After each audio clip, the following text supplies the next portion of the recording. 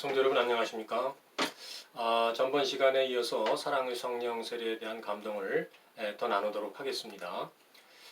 사랑의 성령 세례의 특별한 체험은 그동안에 여러 가지 묵상들을 완성시켜 주었다고 생각을 합니다. 주님과 함께하는 것이 행복이라고 하는 묵상을 온전하게 했습니다.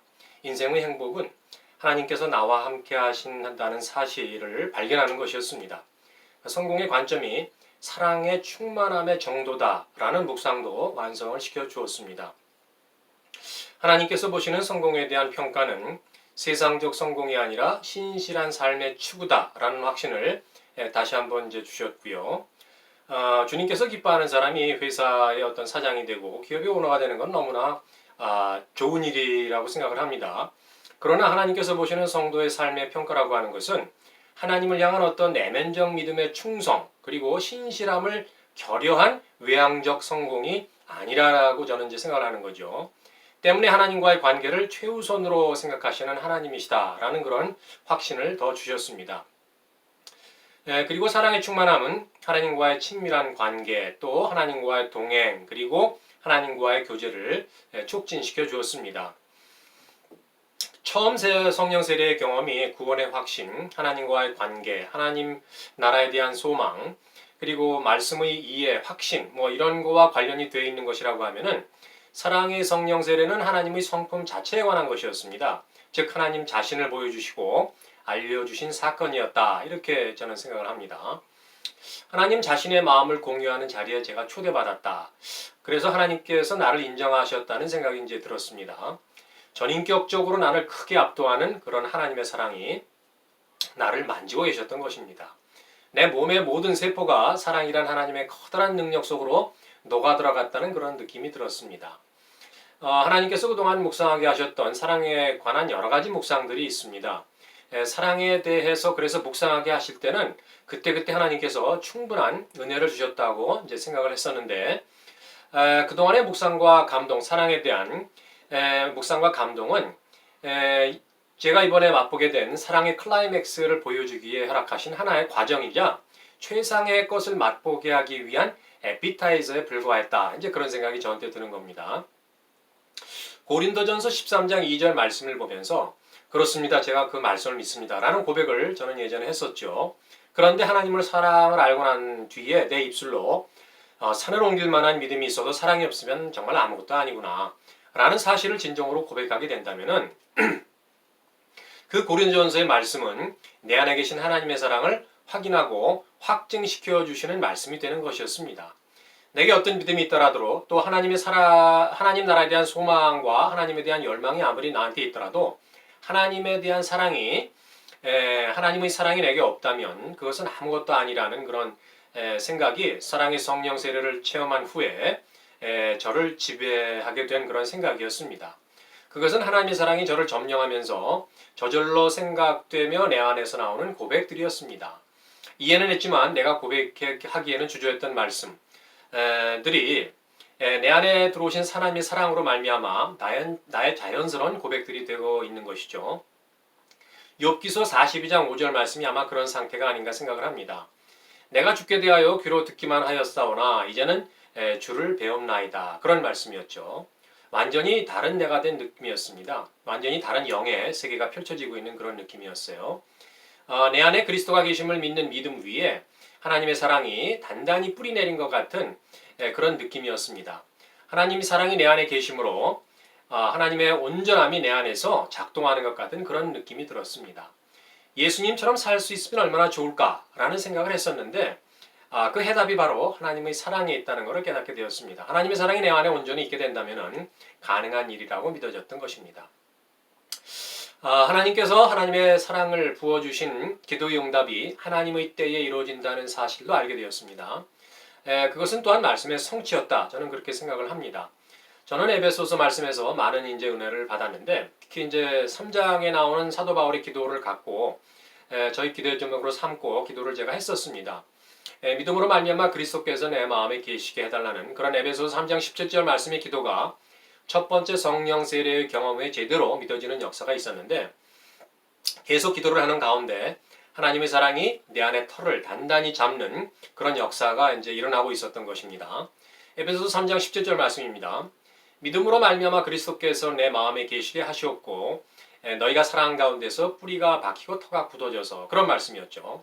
그 사랑으로 말미암아 에베소서 3장 19절에서 말씀하는 하나님의 모든 충만하신 것으로 너희에게 충만하기를 구하노라 라는 말씀, 그런 말씀이 있었는데, 그런 하나님의 충만하심이 내게 채워졌다는 것을 저는 알게 되었습니다. 조금 막연하게 기도했던 하나님의 충만하심이란 그런 의미가 하나님의 사랑으로 채워질 때 비로소 채워질 수 있는 그런 사랑의 충만함이라는 사실을 저는 깨닫게 되었던 것입니다. 하나님의 사랑으로 충만해질 때 나는 죽고 내 안에 그리스도만 남는다는 그런 감동이 저를 지배하는 것이죠. 이제는 더 이상 나를 위해 사는 것이 아니라 그리스도를 위해 살고 싶다는 그런 소원이 저한테 막 생기는 겁니다. 그 결과 주님께 이제 순종하는 것이 한결 자연스러워졌습니다. 내려놓음이 이제 더 쉬워졌고 나를 포기한다는 것이 아주 크게 어렵지 않다라는 사실을 경험하기 시작했던 것이죠. 사랑의 충만함은 나의 본성적 기능을 또 마비시켰습니다. 평상시 이성적으로는 쉽게 생각할 수 없는 것들이 기도와 묵상 중에 생각나는 일이 많아졌기 때문입니다. 그것은 아마 로마서 12장 2절에서 말씀하는 하나님의 선하시고 온전하신 뜻과 생각을 성령께서 내 마음에 주심으로 말미암아 새롭게 변화된 마음 때문이 아닌가, 이제 그렇게 생각을 하는 거죠. 그리고 에베소서 3장 16절에서 말씀하는 성령으로 속사람을 능력으로 강건하게 해달라고 사도 바울이 기도했던 그 능력이 바로 하나님의 사랑의 능력임을 저는 깨닫게 되었습니다. 속사람이 강건해질 수 있는 것은 물론 하나님의 말씀의 능력으로도 가능했지만 하나님 사랑의 그 강력한 능력이 속사람의 강하고 담대함을 완성시켜 준다라는 그런 것을 알게 되었습니다. 사랑은 하나님의 가장 강력하고 역동적인 힘이기 때문입니다. 때문에 하나님의 가장 큰 능력은 사랑의 능력임을 저는 깨닫게 되었습니다.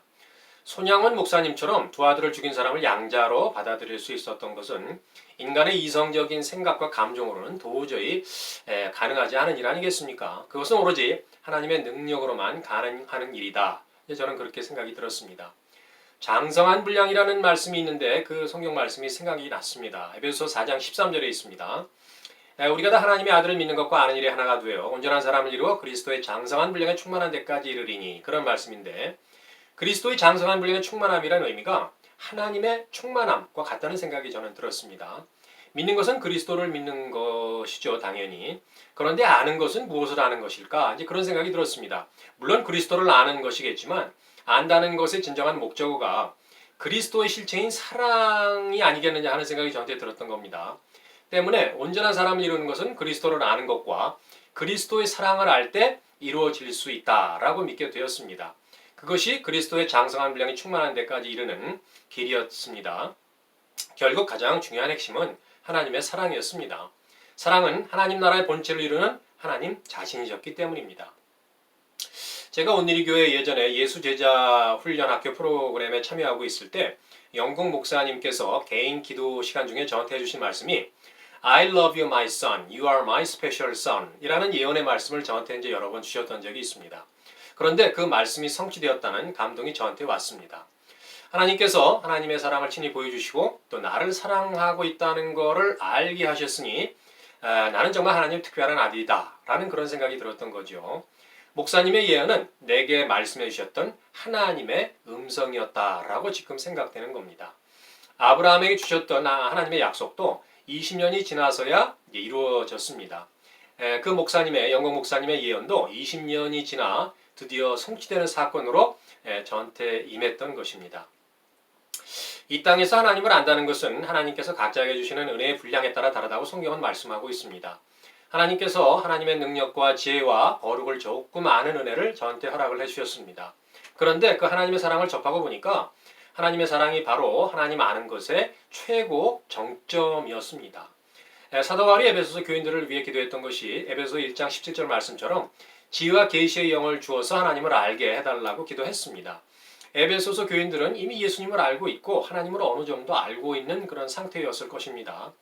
그러나 바울은 에베소 교인들이 하나님을 아는 것이 그 정도로 충분치 않다고 생각했던 것 같습니다. 그래서 하나님을 더 알게 해달라고 기도했던 것 같습니다. 개역개정은 그냥 알게 해달라고 번역되어 있지만 NIV 성경에는 더 알게 해달라는 의미, 그리고 또 AMP 성경에는 개인적이고도 친밀한 깊은 통찰력으로 인해 더 알게 해달라는 의미를 담고 있습니다. 바울이 에베소 1장에서 하나님을 더 알게 해달라는 기도의 그 어떤 요체가 바로 하나님의 사랑이었다는 생각이 들었습니다. 낙원에서 체험했던 하나님의 사랑이 너무 중요했기 때문에 에베소의 교인들이 그걸 꼭 알면 좋겠다고 생각하고 간절히 기도했던 것이 바로 하나님의 사랑이었다라고 이제 그런 생각이 저한테 들은 거죠. 하나님이 사랑이 체험되기 전에 저는 기도할 때 그래서 막연히 하나님을 더 알게 해달라고 기도했습니다. 무엇을 더 알기 원했는지 정확히 잘 몰랐습니다. 그런데 알지 못하고 기도했던 저에게 로마서 8장 말씀처럼 예수님과 성령님께서 나를 위하여 내게 가장 필요한 것을 간구하심으로 하나님의 사랑을 알게 하는 그런 은혜를 마침내 저한테 허락하셨다는 것입니다. 제게 경험된 하나님 계시의 마지막 단계는 하나님 자신의 사랑이었습니다. 믿음과 소망이 하나님께서 원하는 대로 저한테 좀 쌓여졌다고 하나님께서 생각하셨을 적에 하나님께서 사랑을 부어주신다는 놀라운 사실을 깨닫게 한 것입니다. 내게 점층적으로 쌓여가는 하나님의 최종적 은혜는 성령께서 직접 부어주신 하나님의 사랑이었다라는 것이었습니다. 고린도후서 4장 16절 말씀에 있는 속사람이 날로 새로워지는 것이 하나님의 사랑으로 매일 채워질 때 가능하다는 생각이 들었습니다. 사랑은 기쁨과 감사를 유발하며 말씀을 지키고 순종하고 그런 싶은 마음이 생기기 때문입니다. 하나님을 사랑하면 계명을 지키고 싶은 마음이 든다는 성경 말씀은 사실이었습니다. 요한일서 5장 3절 말씀입니다. 하나님을 사랑하는 것은 이것이니 우리가 그의 계명들을 지키는 것이라. 그의 계명은 무거운 것이 아니로다. 실제 계명을 지키고 싶은 마음이 저한테 든다면 그것은 하나님을 사랑하고 있다는 것을 말씀이 증명해주고 있는 것이죠. 계명을 지키고 싶은 저의 마음이 결국 하나님 사랑의 증거였던 것입니다. 하나님을 생각하고 그리스도가 내 안에 계심을 묵상하면 가슴에 뭔가 밀려오는 때를 느낄 때가 있습니다. 저는 아내를 대학교 때 미팅으로 만나서 결혼까지 이르렀습니다. 몇 년을 데이트하다가 아내가 이제 외국에 좀 나가 살 일이 있어서 나가게 되었는데 보고 싶을 때 못 보니까 내가 이 사람을 정말 사랑하고 있구나라는 것을 뼈저리게 제가 느끼게 되었습니다. 일주일에 이제 몇 통씩 제가 편지를 썼습니다. 아내를 사모하는 마음을 품고 생각하며 또 그리워하는 그 때의 마음이 아마도 지금 하나님을 생각하는 그런 마음이 아닌가 저는 이제 그렇게 생각할 때가 있습니다. 아내가 보내는 편지를 곰곰이 살펴봅니다. 단어 하나하나의 의미를 되새겨봅니다. 아내가 나를 생각하고 썼다는 사실에 한껏 고무되고 기쁨과 감사가 넘쳤습니다. 혹시 귀담아야 될 것이 있다면 기억했다가 실행을 하곤 했습니다. 그것은 하나님의 말씀을 대하며 순종하기 원하는 제 마음의 상태가 아니었나 저는 그런 생각을 해보는 거죠. 아내의 편지를 생각하다가 하나님의 말씀이 내게 주시는 그런 귀한 사랑의 메시지라는 그런 생각이 들었습니다. 나를 자신보다 더 사랑하셔서 죽기까지 자신을 내어주신 분이 저한테 주신 말씀이기 때문입니다. 묵상 중에 하나님의 사랑이 내게 부어졌다는 것을 정말 확실히 알게 되었습니다. 실제 하나님의 사랑이 저한테 부어졌다는 것을 제가 경험했기도 했고 또 제가 믿고 있는 로마서 5장의 말씀이 내게 하나님의 사랑이 부어졌다는 것을 확인해주고 있었기 때문이었습니다. 그런데 그 말씀의 확인 강도가 이전과는 다르게 굉장히 큰 확신으로 저한테 다가오고 있다는 것을 저는 알게 되었습니다. 그리고 하나님의 사랑에 대해서 확신의 고백을 한 사도 바울의 로마서 8장 말씀의 의미를 조금 알게 되었습니다. 로마서 8장 38절 말씀입니다. 내가 확신하노니 사망이나 생명이나 천사들이나 권세자들이나 현재일이나 장래일이나 능력이나 높음이나 깊음이나 다른 어떤 피조물이라도 우리를 우리 주 예수 그리스도 안에 있는 하나님의 사랑에서 끊을 수 없으리라 라는 말씀이었습니다. 사랑의 실체를 경험하면 세상의 그 어떤 것도 하나님과의 사랑을 방해하고 갈라놓을 수 없다라고 고백한 그런 사도 바울의 마음을 공감할 수가 있었습니다. 사랑의 절대적인 위대함 때문이라고 이제 생각을 하는 것이죠. 환난과 역경 속에서 불굴의 인내와 믿음으로 복음을 사역을 잘 감당할 수 있었던 바울의 동력은 바로 하나님의 사랑이었습니다. 모든 것을 능가하고 뛰어넘게 하는 것이 바로 하나님의 사랑임을 사도 바울은 알았던 것입니다. 사도 바울의 로마서 8장 고백은 사랑의 본체와 그 능력을 진정으로 알게 된 사람만이 할 수 있는 위대한 고백이었다라는 것을 알게 되었습니다. 그것은 하나님께서 주신 감동이자 천국 체험의 고백이라고 생각하는데 바로 그런 사랑을 하나님께서 저한테 맛보게 하셨던 것입니다. 하나님의 사랑을 입으면 그 어떤 것도 두렵지 않게 된다고 성경은 말씀하는데 그 사랑의 능력이 나의 삶에서 나타나기 시작하고 있는 것이었습니다.